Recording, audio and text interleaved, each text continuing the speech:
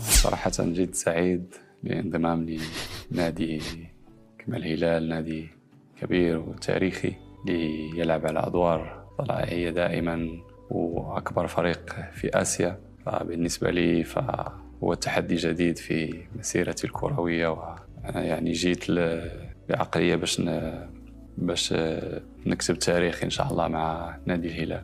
فعلا أظن هو شيء جيد بالنسبة للكرة السعودية والكرة العربية عموما.